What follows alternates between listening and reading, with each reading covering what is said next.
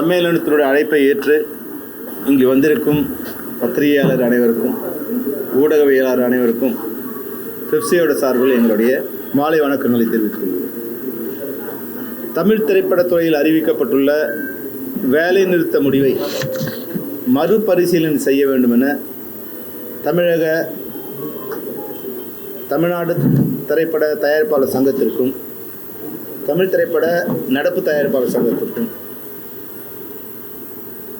தமிழக அரசு முன்னின்று பேச்சுவார்த்தை மூலம் குறிப்பிட்ட சங்கங்களுக்குள்ள இடையேயான முரண்பாட்டை கலைந்து தமிழ் திரைப்படத்துறை சீராகவும் சிறப்பாகவும் இயங்க வழிவகை செய்ய வேண்டும் என்பதே எங்களுடைய இந்த பத்திரிகையாளர் சந்திப்பின் முக்கிய நோக்கங்கள்.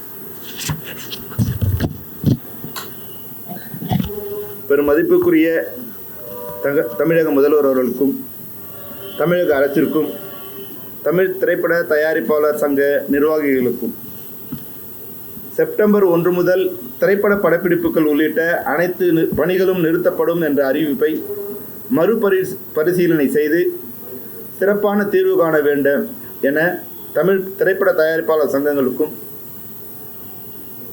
குறிப்பிட்ட நிர்வாகிகளுக்கும் எங்களுடைய பணிவான வேண்டுகோளை தெரிவித்துக் கொள்கிறோம். தமிழ் திரைப்பட தயாரிப்பாளர்கள் தற்போது எதிர்கொண்டு வரும் நிதி நெருக்கடிகள் மற்றும் பல்வேறு சிரமங்களை திரைப்பட தொழிலாளர்களின் அமைப்பான பெப்சி நன்கு உணர்ந்து வருகிறது.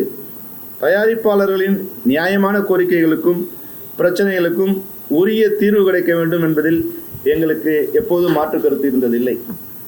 சமீபத்தில் திரையரங்க உரிமையாளர்களுடன் ஏற்பட்டுள்ள கருத்து வேறுபாட்டை தீர்ப்பதற்காக வரும் செப்டம்பர் 1ஆம் தேதி முதல் திரைப்படங்களை வெளியிட மாட்டோம் என்று அறிவித்த தமிழ் திரைப்பட தயாரிப்பாளர் சங்கம் மற்றும் தமிழ் திரைப்பட நடப்பு தயாரிப்பாளர் சங்கம் படப்பிடிப்புகள் உள்ளிட்ட அனைத்து திரைப்பட பணிகளையும் செப்டம்பர் மாதம் 1ஆம் தேதி முதல் நிறுத்தப் போவதாக அறிவித்துள்ளது எங்களுக்கு மிகப்பெரிய அதிர்ச்சியை தந்திருக்கிறது. திரைப்பட படப்பிடிப்புகள் மற்றும் பணிகள் நிறுத்தப்படும் போது அதன் நேரடி பாதிப்பு தயாரிப்பாளர்களுக்கு மட்டுமல்ல, தினசரி வேலைவாய்ப்பை நம்பி வாழும் ஆயிரக்கணக்கான திரைப்பட தொழிலாளர்களுக்கும் மிகப்பெரிய பிரச்சனை ஏற்படுத்துகிறது. கடந்த காலத்தில் திரையுலகில் பிரச்சனைகளை தீர்ப்பதற்காக படப்பிடிப்புகள் மற்றும் திரைப்பட பணிகள் நிறுத்தப்பட்டதின் பின்விளைவுகள் என்னவாக இருந்தது என்பதை இங்கே எடுத்து சொல்ல வேண்டியது அவசியம் என்று நாங்கள் நினைக்கின்றோம். குறிப்பாக 2023ஆம் ஆண்டு திரு விஷால் அவர்கள் தலைவராக இருந்த காலகட்டத்தில் சுமார் 45 நாள் முதல் 50 நாட்கள் வரை படப்பிடிப்புகள் உள்ளிட்ட அனைத்து திரைப்பட பணிகளும் நிறுத்தப்பட்டன. அப்போது தயாரிப்பாளர் சங்கம், திரையரங்க உரிமையாளர் சங்கம் மற்றும் தொழிலாளர் அமைப்புகள் ஆகியவற்றுக்கு இடையே அரசின் முன்னிலையில் முத்தரப்பு பேச்சுவார்த்தைகளும் நடைபெற்றது. அதன் மூலம் பல முக்கியமான முடிவுகளும் எடுக்கப்பட்டன. ஆனால் எந்த முடிவுகளை எடுப்பதற்காக அப்போது படப்பிடிப்புகள் நிறுத்தப்பட்டனவோ அந்த முடிவுகளில் பல இன்றளவு முழுமையாக நிறைவேற்றப்பட முடியாதது, அந்த நிலை தொடர்வது எங்களுக்கு கவலைக்குரிய விஷயமாக உள்ளது. ஒவ்வொரு முறையும் பிரச்சனைகள் ஏற்படும் போதும் படப்பிடிப்புகள் நிறுத்துவது, பின்னர் பேச்சுவார்த்தை நடத்துவது, சில முடிவுகளை எடுப்பது, ஆனால் அந்த முடிவுகளை முழுமையாக நடைமுறைப்படுத்தப்படாமல் போவது போன்ற நிலை தொடர்ந்தால் அது ஒட்டுமொத்த திரைப்படத்துறைக்கும் பெரும் பாதிப்பை ஏற்படுத்தும்.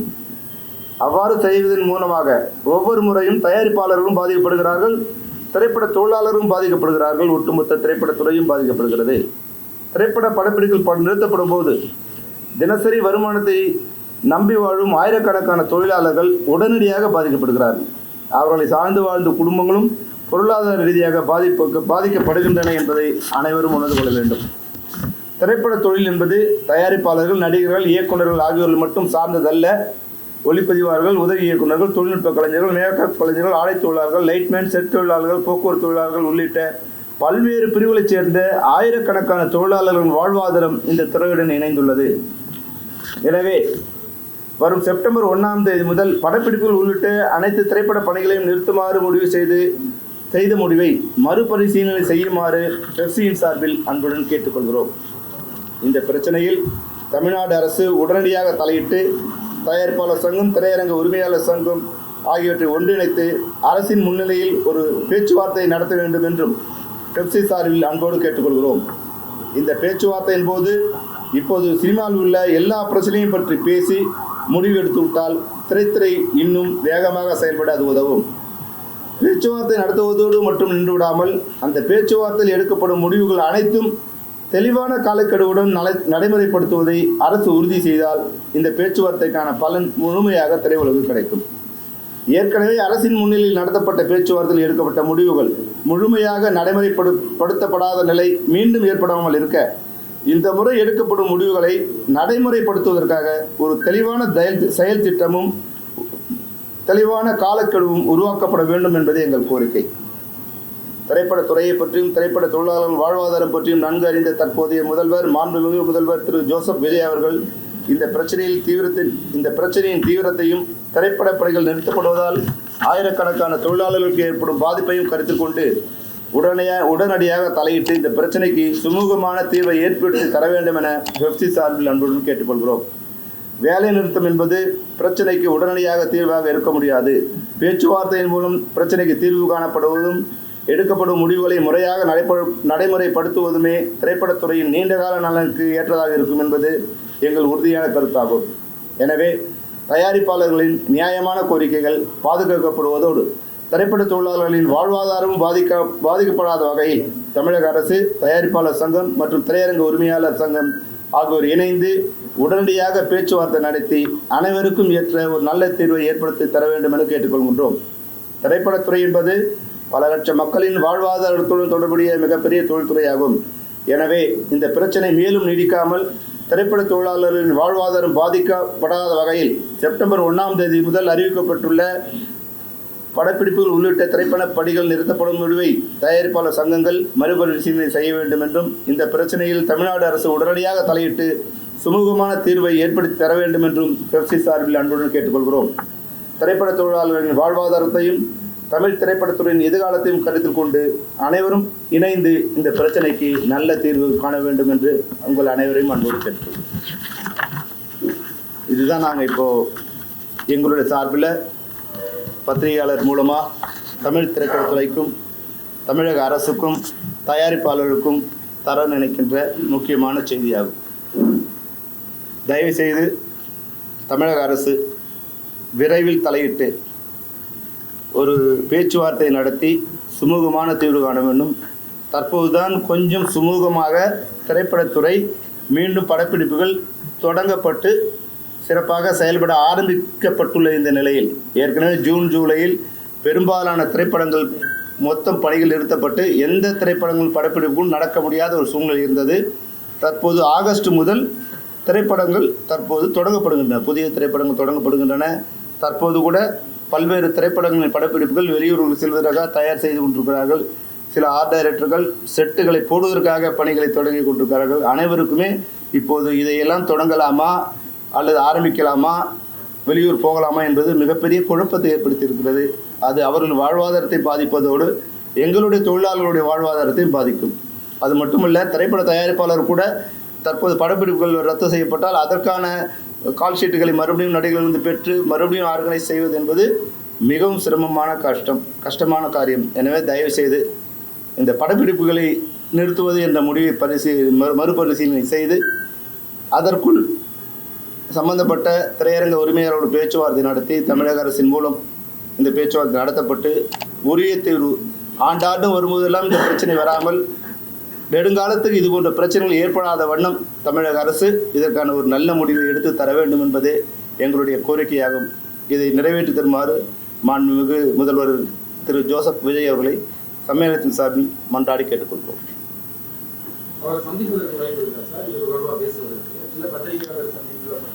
இது தொடர்பாக அவங்க தயாரிப்பாளர் சங்கமும் எக்ஸிபிட்டாக தான் அவங்களுக்கு தான் பிரச்சனை.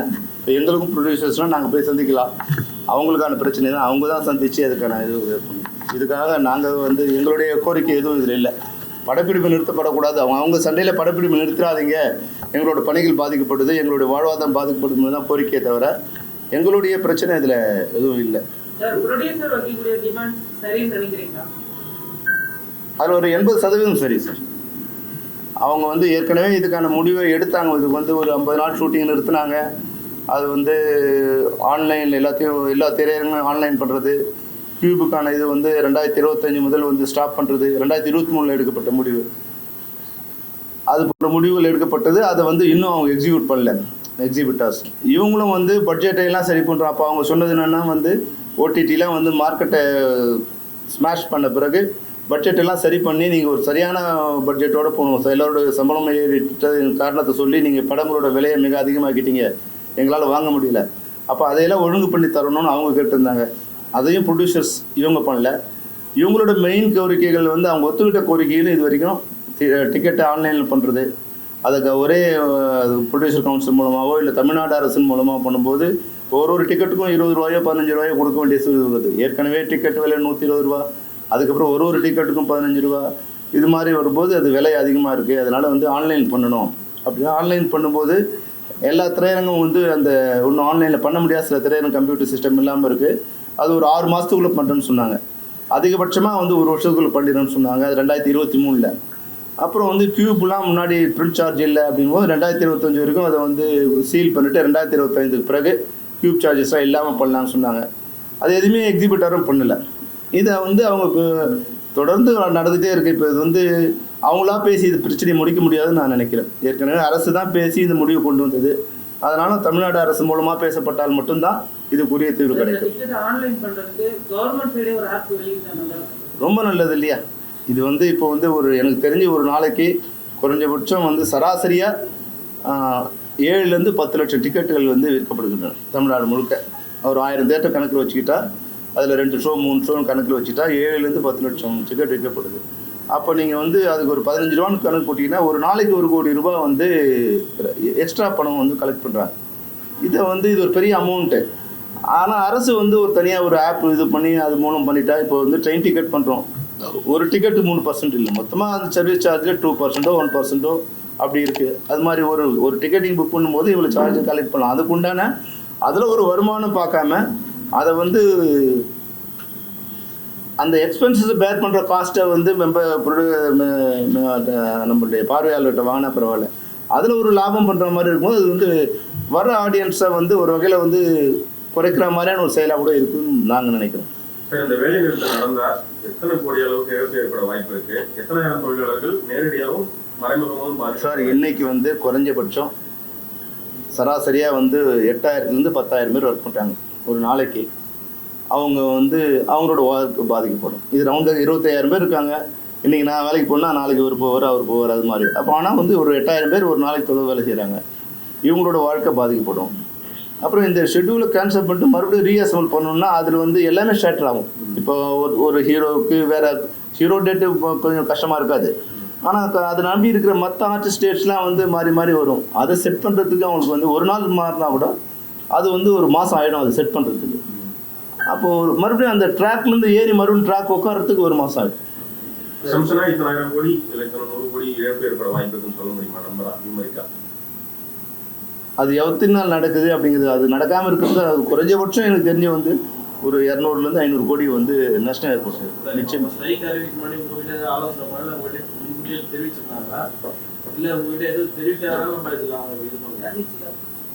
எங்ககிட்ட பேசினாங்க இது போல் வந்து ஏற்கனவே இது வந்து 3 மாதமாக நடந்துக்கிட்டு இருக்கு. 8 வாரம் அவங்க வந்து 8 வாரத்தில் ரிலீஸ் பண்ணணும் அப்படின்னு அவங்க கேட்குறாங்க. ஏற்கனவே 4 வாரத்தில் ரிலீஸ் பண்ணாவே வாங்க மாட்டேங்கிறாங்க. அதனால் 8 வாரம் பண்ணல. அப்புறம் சவுத் இந்தியா முழுக்க பணம் இருக்கிற சிஸ்டத்தை ஃபாலோ பண்ணலாம். அப்போ அது மாதிரி வந்தால் என்ன பண்ணலாம் அப்படிலாம் பேசணும். ஆனால் திடீர்னு வந்து அவங்க வந்து செப்டம்பர் 1ஆம் தேதி முதல் லெட்டர் கொடுத்தா தான் படம் ரிலீஸ் பண்ணணும்னு அவங்க சொல்கிறதும், அப்படி லெட்ரு கேட்டால் தான் படம் ரிலீஸ் பண்ணுவோன்னா நாங்கள் வந்து கால் ஃபார் பண்ண போகிறோம் அப்படிங்கிறதும் ஸ்பாட்டில் ஏற்பட்ட ஒரே நாளில் நடந்த நிகழ்ச்சி. அதனால் அந்த நிகழ்ச்சி நடக்கும்போது அவங்க தெரிவித்தாங்க தவிர அப்போ நம்ம யாரும் இல்லை, நானும் ஊரில் இல்லை. அதனால் வந்து அந்த நிகழ்ச்சி எனக்கு தெரிவித்தாங்க. தயாரிப்பாளர் சங்கம் கொடுத்த அறிக்கையில் திரைப்பட விநியோகஸ்தர் சங்கமும் திரையரங்க உரிமையாளர் சங்கம் 2 பேருமே எங்களை கலந்து ஆலோசிக்காம இந்த முடிவு எடுத்தாங்கன்னு சொல்றாங்க. ஆனால் திருப்பூர் சுப்பிரமணிய சார் கிட்ட பேசினா அவர் என்ன சொல்றாரு, இதுக்கு முன்னாடி நாங்கள் வந்து 3 கூட்டம் நடத்தணும், அதுல தயாரிப்பாளர் சங்கத்துல இருந்து எல்லா நிர்வாகியும் கலந்துக்கிட்டாங்க, தமிழ்குமாரன் சார் வந்து எல்லாமே கலந்துக்கிட்டாங்க. ஆனா அந்த 3 கூட்டத்திலேயே அவங்க எந்த முடிவுமே சொல்லாதனாலதான் நாங்கள் இதை அறிவிச்சோம்னு சொல்றேன்.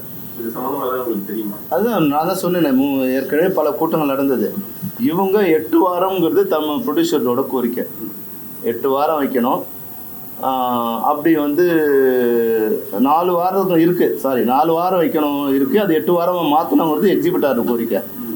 அவங்க 2ஆக பிரித்து பெரிய படத்துக்கு ஒன்றும் சின்ன படத்துக்கு ஒன்றும் வச்சுக்கலாம் அப்படிங்கிறதும், அதுபோல் வந்து ஒரு நிலை வந்தால் அந்த கியூப் உட்பு ஏற்கனவே நீங்கள் ஒத்துக்கிட்ட அந்த கியூப் நிபந்தனையெல்லாம் நிறைவேற்றணும்.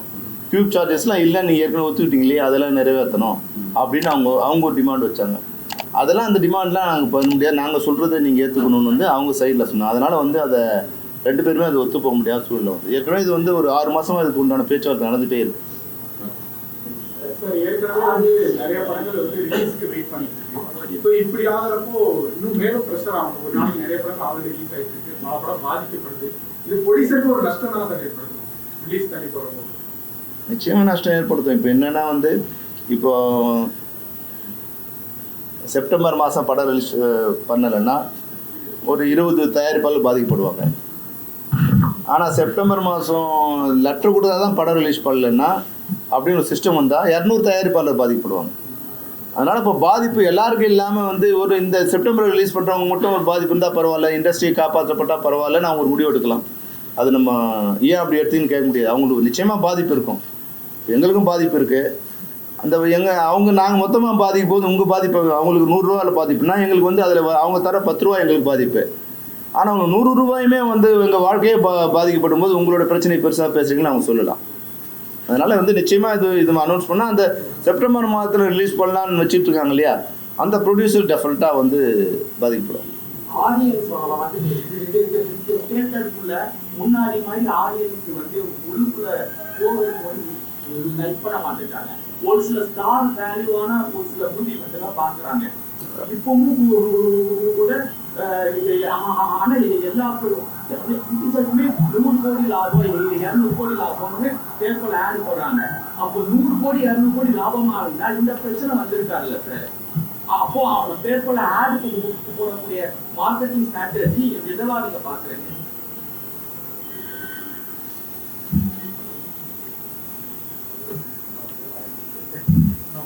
இது வந்து எப்படி சொல்கிறதுன்னா சார், உலக மக்களின் ஆதரவு பெற்ற அப்படின்னு ஒன்று போடுறோம். உலக மக்கள் என்னோட ஆதரவு இருக்காது யாராவது கேட்டோமா? ஒரு சினிமா துறையே வந்து ஒரு கற்பனையான துறையே. அதில் சில நேரங்களில் வந்து இது போன்ற அறிவிப்புகள் வர்றது வந்து அதில் உண்மையும் இருக்கலாம், இல்லை வந்து கற்பனையும் இருக்கலாம், இல்லை மிகைப்படுத்தலும் இருக்கலாம். இது வந்து இன்கம் டேக்ஸ் கிடையாது இல்லையா? இன்கம் டேக்ஸில் தான் கரெக்டான கணக்கு கொடுக்கணும். விளம்பரத்தில் சில நேரங்களில் வந்து உலக அழகின்னு ஒருத்தர் சொல்லுவோம். உலக அழகி யார் சொல்கிறது? உலக அழகின்னு 10 பேர் சேர்த்து எடுத்தால் உலக அழகின்னு ஆகிடுமா? உலகத்தில் இருக்க எல்லோரும் சேர்ந்து எடுத்தால் உலக அழகி. அது மாதிரி சில நேரங்களில் வந்து நீங்கள் இப்படி தான் வரும். அப்போ வந்து 100 கோடி ஆயிடுச்சுன்னா வந்து ஒரு பம்பர் இது கிரியேட் அதுதான் வந்து என்ன பண்றாங்கன்னா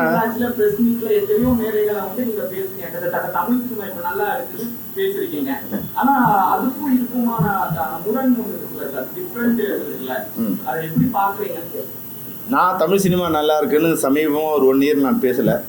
தமிழ் சினிமா ரொம்ப சிரமமான நிலை இருக்குது, தயாரிப்பாளர் ரொம்ப சிரமப்படுத்த நிலையில் இருக்காங்க தான் நான் சொல்லியிருக்கேன் இது வரைக்கும். ஆனால் வந்து சில தயாரிப்பு நிறுவனங்கள் விளம்பரப்படுத்தும் போது மிகைப்படுத்தலோட விளம்பரப்படுத்திருக்கலாம். எனக்கு தெரிஞ்சு இந்த வருடத்தில் இது வரைக்கும் இப்போ வந்து ஆகஸ்ட் முடிய போகுது, இந்த 8 மாதத்தில் 3 திரைப்படங்கள் தான் லாபத்தை ஈட்டியிருக்கின்றது. அதுதான் உண்மை. மீதி பேரில் அந்த 3 பேர் யாரும் உங்களுக்கு தெரியும். மீதி பேர் யார் சொன்னாலும் அது வந்து கற்பனை, மிகைப்படுத்தப்பட்ட உண்மை. அதில் வந்து உண்மை இல்லை. நீங்க தனிப்பட்ட முறையில் தயாரிப்பாளர் சங்கத்திட்ட பேசுறதுக்கு ட்ரை பண்ணீங்க? நான் பேசினேன். அவங்க சொல்கிறாங்க வந்து இதுதான் சொன்னாங்க, எங்களுக்கு ரொம்ப சிரமமாக இருக்குது. இப்போ வந்து ப்ரொடக்ஷன் காஸ்ட்டும் இன்க்ரீஸ் ஆகிடுச்சு, அங்கே செலவு அதிகமாகிடுச்சு, வரவே இல்லாமல் ஒரு சூழ்நிலை ஆகிடுது. இப்போ 4 வாரத்துக்குள்ளேருந்து 8 வாரம்னா நாங்கள் விற்கிற ஓடிடி விற்க மாட்டோம். இப்போ தயாரிப்பாளர்கள்ட்ட வந்து முன்னாடி எக்ஸிபிட்டார் வந்து படத்தை எங்கிட்ட வாங்கினாங்க. அப்போ அவங்களுக்கு வந்து அந்த படம் ஓடலைன்னா அதுக்குள்ளே நாங்கள் ஓடிடி ரிலீஸ் பண்ணிவிட்டு அவங்களோட வருமானம் பாதிக்கப்படும். இப்போ அவங்களுக்கு எந்த முதலீடும் அவங்களுக்கு கிடையாது. 100% முதலீடு என்னோடது. நீங்கள் ஓட்டுறீங்க, ஓட்டுனா வரப்போகிற இப்போ வருமானத்தை எங்கிட்ட கொடுக்க போகிறீங்க. நான் ஓடிடியில் போட்டால் வர நஷ்டம் எனக்கு தான், உங்களுக்கு கிடையாது இல்லை. நீங்கள் ஒரு 100 ரூபா கொடுத்து என் படத்தை வாங்கிட்டு இருந்தீங்கன்னா உங்களுக்கு நஷ்டம் வரப்போகுது. உங்களுக்கு எந்த விதத்தில் உங்களுக்கு பாதிக்குது? என்னோடய படம் நான் ஓடிடியில் போடும்போது அதுலையாவது கொஞ்சம் வருமானம் எனக்கு வரட்டும்னு நான் நினைக்கிறேன். அப்போ நீங்கள் கொஞ்சம் அதுக்குண்டான இது எடுத்துக்கணும் இல்லையா? இப்போது இதே சிஸ்டம் வந்து இப்போ ஹாலிவுட்டில் இருக்குது. அவங்க எப்படி பிரிச்சிருக்காங்கன்னா தியேட்டர் வந்து எக்ஸிபிஷனில் 40% 100 rupees அதோட காஸ்ட் ஆஃப் ப்ரொடக்ஷன் வச்சுங்க. அதில் 40% வந்து தியேட்டர் எக்ஸிபிஷன், 30% வந்து ஓடிடியிலேருந்து 30%, மீதி 30% satellite and digital other source of in அப்படி பிரிச்சுக்கிட்டாங்க. அப்போ 40% எவ்வளோ நாள் கலெக்ட் பண்ணோம் அப்படின்னு அவங்க கணக்கு பண்ணி அது வரைக்கும் நீங்கள் வந்து எக்ஸ்ப்ளாய்ட் பண்ணுங்கள். அதுக்கப்புறமா ஓடிடியில் வந்து அவங்க இது ரிலீஸ் பண்ணுவாங்க, அதுக்கப்புறமா டிஜிட்டலில் ரிலீஸ் பண்ணுவாங்க. ஸோ அவங்களுக்குள்ள ஒரு சிஸ்டம் இருக்குது. அவங்க அந்த 100 rupeesல 40% ஆஃப் காஸ்ட் ஆஃப் ப்ரொடக்ஷன் அவங்க ஏற்றுக்கிறாங்க. அப்போ தே ஹேவ் த ரைட், நான் வந்து இந்த உங்களோட இதுலேருந்து 40% நான் எடுத்துக்கிட்டேன், அதனால் அதுக்கு முன்னாடி நீங்கள் ரிலீஸ் பண்ணாதீங்கன்னு. இப்போ இருக்கிற எக்ஸிபிட்டார் டிஸ்ட்ரிபியூட்டர்ஸ் வந்து 1% கூட வந்து இதனோட இது அவங்க எடுத்துக்கல, 1% அவங்க எடுத்துக்கல. அப்போ வந்து அவங்க அது அவங்க தியேட்டர் போட்டிருக்காங்கன்னா அதுக்கு உண்டான பொறுப்பு அவங்களுக்கு இருக்குன்னா, படம் ஓடணுன்னா அதுக்கு உண்டான செலவு அவங்க ஈடுகட்டணும் இல்லையா, 40% அவங்க அதில் ஏற்றுக்கணும் இல்லையா. அப்போ நீ செலவில் உன்னோட கடமையில் எதுவுமே செய்யாமல் உரிமையை எதிர்பார்க்குற மாதிரி என் படம் நான் உங்கள்கிட்ட கொடுக்குறேன், நீங்கள் ஓட்டுனீங்க, நான் தியேட்டருக்கு முடிஞ்சு நான் ஓடிடி கொடுக்குறேன். இப்போ உங்களுக்கு என்ன கஷ்டம்னு கேட்குறாரு ப்ரொடியூசர். உங்களுக்கு என்ன கஷ்டம், உங்களோட ஏதாவது உங்கள் நஷ்டமா, நீங்கள் இன்வெஸ்ட் பண்ணீங்களா? இன்வெஸ்ட் பண்ண எனக்கு தான் அது எப்படி எடுக்கணுங்கிறது தெரியும். நீங்கள் இன்வெஸ்ட்மெண்ட் எதுவுமே பண்ணலையே. இன்வெஸ்ட்மெண்ட் பண்ணுறதுக்கு நீங்கள் சொல்லுங்கள். நீங்கள் என்கிட்ட படம் கொடுத்து வாங்கிட்டீங்க, வாங்கும்போது நீங்கள் ஒரு கண்டிஷன் போடலாம்ப்பா, உங்கள்கிட்ட நான் படம் கொடுத்து வாங்கியிருக்கேன், நீங்கள் வந்து 1 வருஷம் போடாதீங்க, 6 மாதம் போடாதீங்க, 6 வாரம் போடாதீங்க, 2 வாரம் ஏதோ சொல்லலாம். அது மாதிரி எதுவுமே இல்லை இல்லையா. உங்களுக்கு ஓடிடிக்கு கொடுக்குறதுனால தான் தியேட்டர்ல வந்து மக்கள் ரசிகர்களோட கூட்டம் குறையுதுன்றதை நம்புறீங்களா நீங்க? ஒத்துக்கிறீங்களா? அதை அவங்க திரையரங்க உரிமையாளர் சங்கம் சொல்றத அதுலேயே ஒரு உண்மை இருக்குது சார். நானே வந்து படம் 4 வாரம் 2 வாரம் ஆகிடுச்சுன்னா 4 வாரம் வந்துடும் பார்த்துலான்னு ஒரு இது எனக்கும் இருக்குது. ஏன்னா நான் திரையரங்கத்துக்கு போகுதுன்னா முன்னாடி வந்து திரையரங்கத்துக்குள் வந்து தின்பண்டங்கள் உள்ளே அனுமதிக்கப்பட மாட்டாதுங்கிற சிஸ்டத்தோடு திரையரங்கம் ஓடிட்டுது. அது வரைக்கும் திரையரங்கமாக இருந்தது. இன்றைக்கி திரையரங்கில் வந்து நட்சத்திர ரெஸ்டாரண்ட் ஆகிடுச்சு. அவங்களுடைய உணவு பண்டங்களை விற்பதற்கான ஒரு கூடமாக அந்த திரையரங்களை பயன்படுத்துகிறாங்க. அப்போ வந்து அதுக்கு ஒரு படத்தை ஓட்டிகிட்ருக்காங்க. இவங்க டிஃபன் விற்கிறதுக்கு ஒரு இது வந்து படம் ஓட்டிகிட்ருக்காங்க, தவிர படத்தை ஓட்டுறதுக்கு உண்டான இது இல்லை. இப்போ போய் பாருங்கள், பக்கத்தில் தியேட்டரில் கல்யாண் ஜுவல்லரி ஆட் இருக்குது, ஜுவல்லரி ஆட் இருக்குது, ஹோட்டல் ஆட் இருக்குது. முன்னாடிலாம் வந்து ஒரு தியேட்டர்லாம் எந்தெந்த படம் வரப்போகுது, அடுத்த படம் எந்த படம் வரப்போகுதுங்கிற ஒரு விளம்பரம் இருக்கும். அந்த விளம்பரத்தை கூட நீங்கள் உங்கள் திரைப்படம் ஓடுறதுக்கான விளம்பரத்தை கூட நீங்கள் கொடுக்க மாட்டேங்கிறீங்க. தியேட்டரில் வந்து எங்களோட ஃபோட்டோ கார்டு இருக்கும், அடுத்த படம் என்ன வரப்போகுது. நாங்கள் அந்த 6 ஃபோட்டோ கார்டு வச்சுருந்தாங்கன்னா 6 ஃபோட்டோ கார்டை பார்த்து நாங்கள் ஒரு கதை பண்ணி யோசிச்சுட்ருப்போம் ஆடியன்ஸு. இப்போ அது மாதிரி வேறு எதுவும் வச்சுக்கிறீங்களா? இந்த தியேட்டரில் என் படம் வரப்போகுதுன்னா என்னோடய படத்தோட ட்ரெய்லர் இதில் ஓடும். இப்போ அதை நீங்கள் போட்டு தயாராக இருக்கீங்க. உங்கள் தியேட்டர் வர படத்துக்கே நீங்கள் ட்ரெய்லர் கூட போட மாட்டேங்கிறீங்க. எப்படி ஆடியன்ஸுக்கு தெரியும்? போஸ்ட் ஓட்டக்கூடாதுன்னு தமிழ்நாடு வந்து அரசு வந்து தடை விதிச்சிருச்சு, போஸ்ட் ஓட்ட முடியல. இப்போ வந்து சேட்டலைட்டில் எங்களால் விளம்பரம் பண்ண முடியல. உங்கள் திரையரங்கத்தில் நீங்கள் போட போகிற படத்தை கூட நீங்கள் வந்து உங்களால் போட முடியல. அதில் க்யூப்பில் போய் நின்று நாங்கள் அவங்ககிட்ட யார் க்யூப் இதில்? அவங்க வந்து ஒரு படத்தை ரிலீஸ் பண்ணுறதுக்கு ஒரு வந்து ஒரு சாதனமாக இருக்காங்க. தவிர அவங்க உரிமையாளர்களாக அவங்ககிட்ட போய் கேள்வி அவங்க அடமானம் வச்சுட்டு உங்கள் படத்தை உங்கள் திரையரங்கில் ரிலீஸ் ஆகிற படத்தை கூட உங்களால் போட்டு தர முடியல. அப்போ ஆடியன்ஸ் எப்படி தெரியும்? ஆடியன்ஸ் இந்த படம் எப்படி வருதுன்னு தெரியும்? எந்த விளம்பரமும் நீங்கள் பண்ண மாட்டீங்க. எந்த ஷோ எந்த தேட்டரில் ஓடுதுன்னு ஆடியன்ஸ் தெரியாது. எந்த ஷோவுக்கு வருவாங்க படம் பார்க்க? வரும்போது எங்களுக்கு இப்போது புளியை பார்த்து பூனை சூடு போட்டுக்கிட்ட மாதிரி பெரிய திரையரங்களை பார்த்து சின்ன திரையரங்களை கூட அதே மாதிரி சிஸ்டத்தை ஃபாலோ பண்ணுறாங்க. இப்போ நான் முன்னாடி வந்து ஒரு 50 ரூபாய்க்கு படம் பார்க்க முடியுங்கிற நிலைமை இருந்தால் பரவாயில்ல. இப்போ 50 ரூபாய்க்கு படம் பார்க்கறதுக்கு உண்டான திரையரங்கமே எங்கேயுமே இல்லையே. எல்லாமே வந்து நான் குடும்பத்தோடு போகிற போனால் ஒரு 1000 ரூபா குறைஞ்சபட்சம் செலவு பண்ணணும். 1000 ரூபா செலவு பண்ணக்கூடிய அளவுக்கு, சினிமாவுக்கு செலவு பண்ணக்கூடிய அளவுக்கு இன்றைக்கி வந்து தமிழக மக்கள் இல்லை. நீங்கள் சொன்னீங்க இந்த 8 மாசத்துல 3 படம் தான் ஓடி இருக்காங்க. நல்ல ஒரு குவாலிட்டியான ஃபிலிமை கொடுக்க வேண்டிய ஒரு ப்ரொடியூசர் நியாயமான பொதுமக்களோட நேரத்தையும் பணத்தையும் செலவழித்து தான் வந்து தியேட்டரில் உட்கார்றாங்க. தரமான படத்தை கொடுக்கறத விட்டுட்டு இது போன்ற கோரிக்கைகளை வச்சு என்ன பிரயோஜனம் இருக்கு அப்படிங்கிற ஒரு கேள்வி கிடைக்கும். ஏன்னா நல்ல படம் கொடுத்தா பொதுமக்களே தியேட்டரை நோக்கி வரப்போறாங்க. எதுக்கு? ஏன்னா இப்போ லாஸ்ட் ஜனநாயகம் படத்துக்கு தான் வந்துட்டு அதிக கூட்டம் வந்துச்சு. அதற்கு பிறகு எந்த ஒரு படத்திற்கும் அந்த அளவுக்கு கூட்டம். நான் நல்ல படங்களை ஒரு 6 படங்களை உங்களுக்கு சொல்கிறேன். அந்த படங்களை எந்த மக்கள் பார்த்தாலும் சொல்லுங்கள். ஏன்னா மற்ற படம் நல்ல படங்கள் இல்லாத மாதிரி ஆகிடும். இப்போ நல்ல படங்கள் ஜனங்க, ஏன்னா ஆடியன்ஸ் வந்து ஒரு குறிப்பிட்ட ஆடியன்ஸ் தான் இப்போ படம் பார்க்க வராங்க. அவங்களுக்கு எது மாதிரியான படங்கள் விருப்பப்படுறாங்க அப்படிங்குது யூத்தும் இல்லை ஒரு மாதிரி வந்து ஒரு ஃபன்னாக பண்ணுற நினைக்கிறவங்க தான் இன்றைக்கி தேட்டருக்கு போகிறாங்க. அவங்களுக்கு கொண்டு போய் நீங்கள் இப்போ சம்சாரம் மின்சாரம் படம் போட்டிங்கன்னா அவங்க பார்க்க தயாராக இருக்க மாட்டாங்க. அவங்களுக்கு வேறு மாதிரி படங்கள் தேவைப்படுது, ஒரு ஃபாஸ்ட்டான படம் தேவைப்படுது. அதில் போய் நீங்கள் இமோஷனலோ ஃபேமிலியோ கல்ச்சரோ அறிவுரையோ சொன்னால் அதெல்லாம் பார்க்க தயாராக இல்லை. அப்போ அது மாதிரி படங்களை எடுத்து தேட்டரில் ஆன்லைன் வராத எடுத்து என்ன படம் பண்ண சொன்னால் நீங்கள் இப்போ நீங்கள் ரெடின்னு சொல்லுங்கள். 100 நல்ல திரைப்படங்கள் இப்போ நான் கொண்டு வந்து கொடுக்குறேன் உங்கள்கிட்ட. இங்கேயே நான் இப்போ வந்து 100 திரைப்படங்கள் உங்கள்கிட்ட கொடுக்குறேங்க. நீங்கள் பாருங்கள், நல்ல எங்ககிட்ட இப்போ வந்து ஒரு 400 திரைப்படங்கள் ரெடியாக இருக்குது. அதில் எனக்கு தெரிஞ்ச ஒரு 100 திரைப்படங்கள் மிக சிறந்த திரைப்படங்கள் இருக்குது. ஆனால் அதுக்கு திரையரங்களும் இல்லை, திரையரங்களை போட்ட ஆடியன்ஸும் இல்லை. புரியுதுங்களா? அப்போது நல்ல திரைப்படங்கள் வந்து நீங்கள் வரவேற்பு கொடுத்தா தானே வந்து எந்த மாதிரி படங்கள் ஓடுதுன்னு பார்ப்பாங்க, அது மாதிரி படங்கள் எடுப்பாங்க. அது வந்து இது அவங்க எங்களை குறை சொல்கிறதோ நாங்கள் அவங்களை குறை சொல்கிறதோ போயிட்டே இருக்கோம். நல்ல படங்கள் கொடுத்தா நீங்கள் பார்க்கல, அதனால் நீங்கள் பார்க்குற மாதிரி நல்ல படங்கள் கொடுக்குன்னு நாங்கள் சொல்லுவோம். அவங்க நல்ல படங்களே வரல, அதனால் நாங்கள் பார்க்கல அவங்க சொல்லுவாங்க. அதனால் இது வந்து காலம்தான் மொழி சொல்லும். எங்களை பொறுத்த வரைக்கும் நல்ல படங்கள் எடுக்கிறத நாங்கள் நினைக்கிறோம். புரியுதுங்களா? ஆனால் ஓட்டுற படங்களாக எடுக்கணும்னு வந்து அது வியாபாரம் ஆகும்போது இந்த படம் இது சரியாக இருக்காது, இது மாதிரி படம் எடுத்தால் ஓடும், அப்போ இது மாதிரி படம் எடுங்கன்னு வந்து ப்ரொடியூசர் சொல்லுவாங்க, இல்லை வந்து டிஸ்ட்ரிபியூட் சொல்லுவாங்க, இல்லை யார் இன்வெஸ்டர் அவங்க சொல்லுவாங்க. எனக்கு விருப்பம் இருக்கோ இல்லையோ அது சிலது நான் அது அப்படி கலக்கணும். அந்த படம் முடிவில் வரும்போது அதுவும் இல்லாமல் இதுவும் இல்லாமல் வரும். அது மாதிரி குழப்பங்கள் சில படங்கள் இருக்குது. ஆடியன்ஸோட ஃபீட்பேக் காரணம் இதுக்கு வந்து ஒரு மூவி தியேட்டர் வந்து இது வெளியே வரும்போது ஆடியன்ஸே வந்து மீடியா கிட்ட நல்லா இருக்கு ஓப்பனா சொல்லிடுறாங்க. முன்னாடி ஒரு காலகட்டத்துல இந்த ஒரு இது இல்ல. ஸோ இதுவும் ஒரு காரணமா இருக்கும். அப்ப சோசியல் மீடியா வந்ததுல இருந்து எல்லாருமே இப்போ மூவியை பத்தி ஃபீட்பேக் பேச ஆரம்பிச்சாங்க. ஸோ இது ஒரு காரணம் இருக்கலாம். முன்னாடி வந்து படங்கள் அதுதான் இல்லை, முன்னாடி அப்படி இருக்கும் சார். முன்னாடி கூட வெளியே ஆடியன்ஸ் வரும்போது டேய் படம் போகாதான்னு சொல்லுவான். ஆனாலும் வந்து அதை நம்பி படம் போகிறதும் இல்லை. அதில் ஒரு 10% 20% வந்து இது இருந்தது. ஆனால் இன்றைக்கி என்னென்னா வந்து நீங்கள் உள்ள டைட்டில் போடும்போதே நீ வெளியே மெசேஜ் அனுப்பிச்சிடுறியா படம் மொக்கன்னு அனுப்பிச்சோடனே அவன் கிளம்பும்போது. ஏன்னா அவங்களுடைய இன்வெஸ்ட்மெண்ட் அதிகமாக இருக்குது. 1000 ரூபா இன்வெஸ்ட் பண்ணணும், எதுக்குடா நல்லா இல்லாத பார்த்து 1000 ரூபா இன்வெஸ்ட் பண்ணணும், எல்லோரும் நல்லா இருக்குன்னு சொல்லட்டும் அப்புறம் போகலான்னு நினைப்பாங்க. அப்போ இந்த சோஷியல் மீடியா பப்ளிசிட்டி இருக்கு இல்லையா, அது நல்ல படங்களுக்கு நான் ஓட வைக்கிறத விட ஓட வைக்காமல் இருக்கிறதுக்கு தான் சோஷியல் மீடியா இது பயன்படுது. அது நீங்கள் நல்ல படம்னு சொன்னால் மட்டும் ஓடிடுன்னு சொல்லுங்கள். இப்போ அவர் இருக்கார், அவர் நல்ல படம் நல்லா இருக்குன்னு ஒரு படத்தை சொல்லுங்கள், படம் ஓடிடுமான்னு சொல்லுங்கள். அதுக்கெலாம் சொன்னா நான் நல்லா இருக்கேன்னு